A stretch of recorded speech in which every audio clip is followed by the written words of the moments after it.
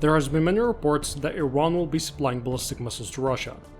While that can be possible, many people are wondering why. Before talking about the main missiles that will likely be supplied to Russia, let's first discuss why Russia is doing this in the first place. Why Iranian ballistic missiles? I'm your host Isaac, and welcome to Defense and Geopolitics. One of Iran's strategies to deal with enemy heavy equipment and military infrastructure near its borders is the use of large numbers of ballistic and cruise missiles. General Frank McKenzie has said that Iran has achieved overmatch in their missile capacity compared to what the US, Israel, and the Gulf Arab states can shoot down. Another strength of this strategy is that a missile used to shoot down one of these ballistic missiles is at least 4 or more times the cost. In times of war near its homeland, this helps Iran deliver an enormous amount of volleys that will be devastating to nearby enemy military infrastructure and positions.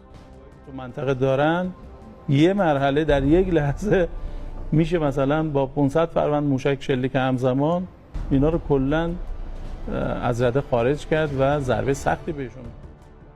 Nevertheless, Iran put a considerable research budget for these weapons, and its production and storage capacity for these has at least quadrupled in the last 20 years. Moreover, Iran's geographic position made this task much easier. You see, Iran is located in a territory with an abundant quantities of fossil fuels, aluminum, potassium, sulfur, and other essential minerals, which are crucial for the mass production of these weapons. To say that Iran's ballistic missile production capacity is larger than that of Russia would be imprecise. But Russia's production of these weapons does not come cheap. To give an example, one Iskander short-range ballistic missile costs nearly $1.5 million, factory price. But its Iranian counterpart, such as the Fateh 313 or Zulfaghar, would be around $100,000 to $500,000 range.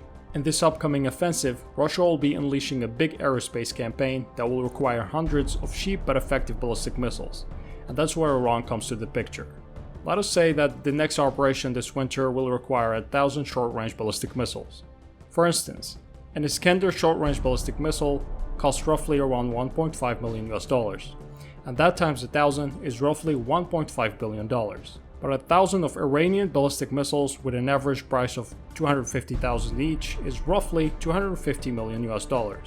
This wraps up war costs and puts Russia in a relatively good position.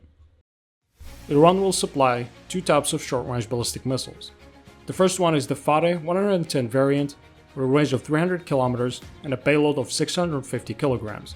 The missile has a speed of Mach 4 or 4,939 km per hour and uses GPS as a guidance system, which gives it an amazing accuracy radius of 3 to 4 meters. According to reports, the potential price of one of these missiles is likely around $100,000.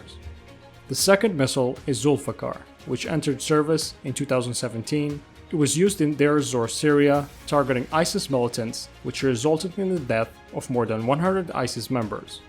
This missile has a range of 700 km, a payload of 580 kg, a speed of around Mach 4 or 4,939 km per hour, and also uses GPS as a guidance system, which gives it an accuracy radius of 3 to 4 meters. The potential price of one of these is likely around $200,000 to $500,000.